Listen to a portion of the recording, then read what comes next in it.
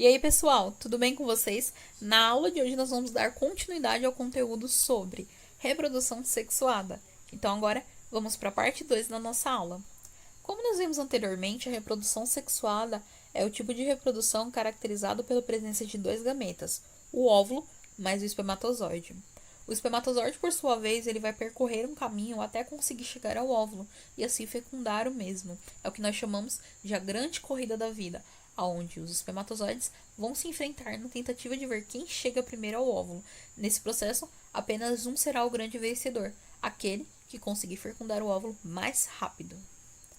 A fecundação, então, ela vai poder ser diferenciada e ocorrer de duas formas, o que nós chamamos de fecundação externa e fecundação interna. Nós vamos ver agora mais detalhadamente. Primeiramente, a fecundação externa, que é aquela definida como o encontro dos gametas de alguns animais fora do corpo. São exemplos de animais que vão realizar esse tipo de fecundação os animais aquáticos, como certos quinidários, peixes e anfíbios. Nesse processo, esses animais irão liberar os seus gametas na água. Fêmea libera o óvulo, o espermatozoide é liberado pelo macho. E assim, quando esses gametas são liberados na água, eles vão ter o seu encontro e o seu processo de fecundação finalizado ali mesmo, dentro da água. Esse processo, ele tem alguns pontos positivos e negativos. Primeiramente, como ponto positivo, a grande quantidade de óvulos que é liberadas ao ambiente. E como pontos negativos, os gametas eles vão ficar expostos ao ambiente. Assim, eles vão ter uma dificuldade maior de se encontrarem e realizar o processo de fecundação.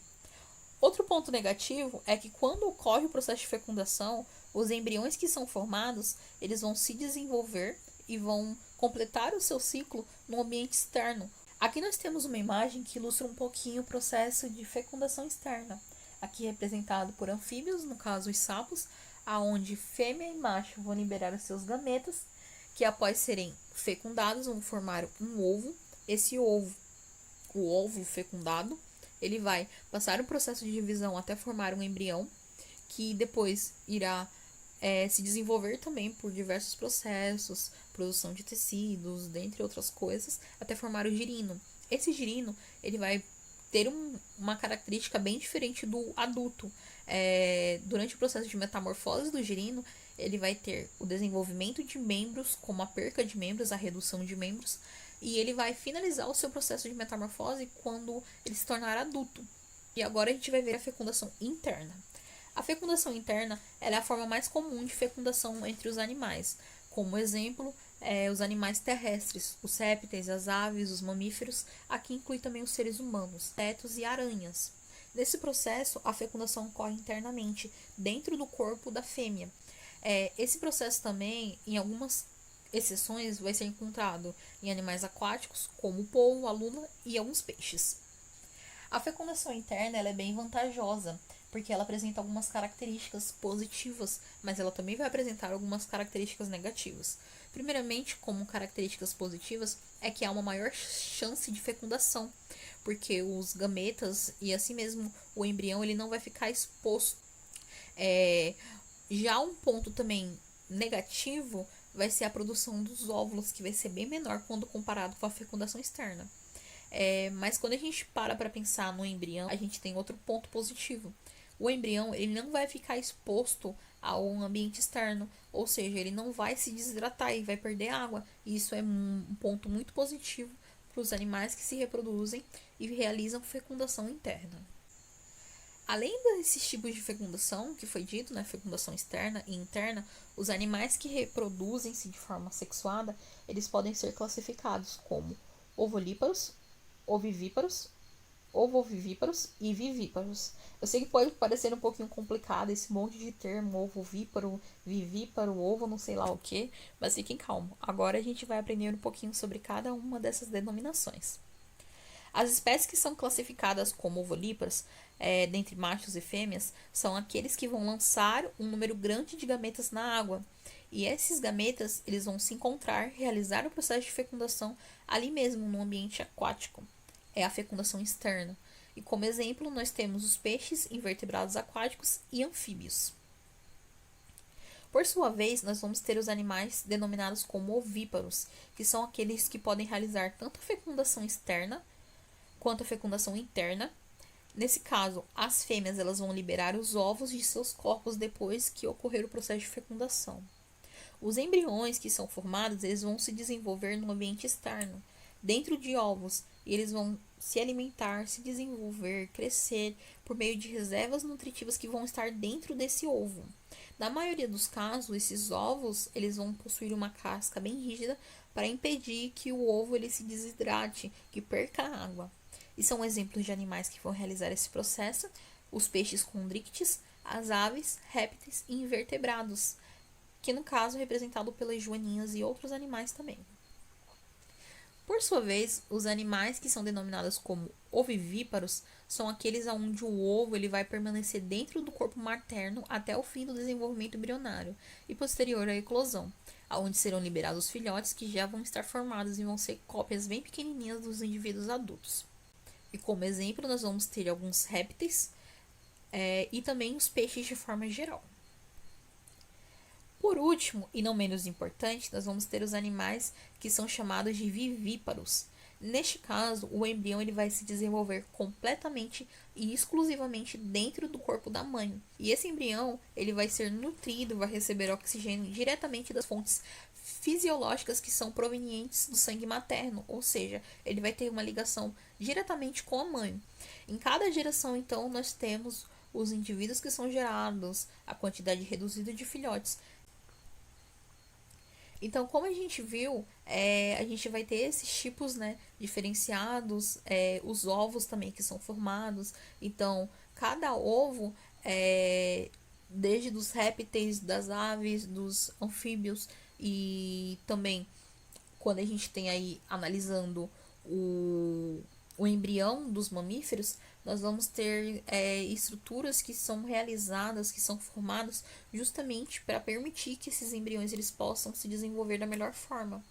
Então, quando a gente analisa o processo de fecundação, ele vai ocorrer de formas diferenciadas que vão dar origem ao indivíduo. E cada indivíduo ele vai ser originado de acordo com uma especificidade.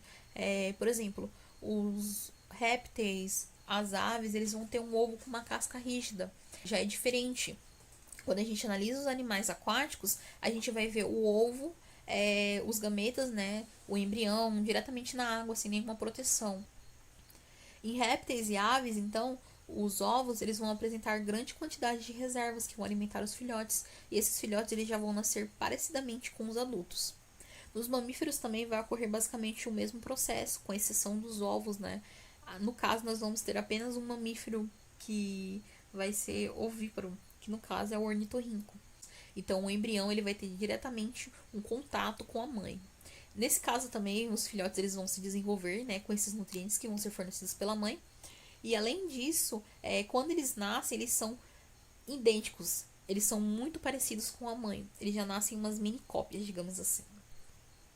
Quando a gente para analisar, então, o desenvolvimento, né, do embrião, o desenvolvimento dos organismos depois que eles nascem, que o ovo eclode, que é liberado depois do parto, do nascimento, a gente vai poder analisar também os tipos de desenvolvimento. Os animais, eles vão poder ter o desenvolvimento que nós denominamos como desenvolvimento indireto, com metamorfose incompleta ou metamorfose completa. Aqui no caso, nós temos na imagem representada os gafanhotos. Eles vão então se desenvolver como mini cópias, animais pequenininhos. Eles vão ter apenas algumas diferenciações, como aqui no caso dos gafanhotos. Durante o seu processo de metamorfose, o gafanhoto ele vai chegar à fase de ninfa, digamos um mini adulto, até chegar à sua fase de inseto imago, né, o adulto. E o que vai mudar, como vocês podem ver na imagem, algumas estruturas básicas, como no caso das asas. Quando o inseto ele tá pequenininho, vocês veem que ele não vai possuir a asa. Já quando ele se torna um inseto adulto, ele já vai ter a asazinha dele. E já na metamorfose completa, como é o exemplo da joaninha, da borboleta, de besouros, dentre outros animais, a gente vai ter esse desenvolvimento, aonde nós vamos ter a fase de ovo, de larva, de pupa, inseto adulto. Uma fase bem legal desses animais é que cada um ele vai, na sua fase, se alimentar de uma fonte de nutriente. Então, A lagarta, ela vai se alimentar das folhas. Já o inseto adulto, ele pode se alimentar das folhas e assim também de outros animais pequenos, invertebradozinhos, insetos pequenos, ou também consumir sucos de frutas, néctar, pólen, dentre outras coisas. E isso é muito legal, porque não vai ocorrer competição entre os indivíduos da mesma espécie. Então, pessoal, como a gente viu, a reprodução ela vai ser caracterizada por esse processo, onde o espermatozoide ele vai na tentativa de chegar até o óvulo e assim ocorrer a fecundação. Basicamente, essa foi a aula de hoje. Então é isso, pessoal. Eu espero que vocês tenham gostado da aula. Um beijo e até a próxima. Now the world don't move to the beat of just one drum. What might be right for you may not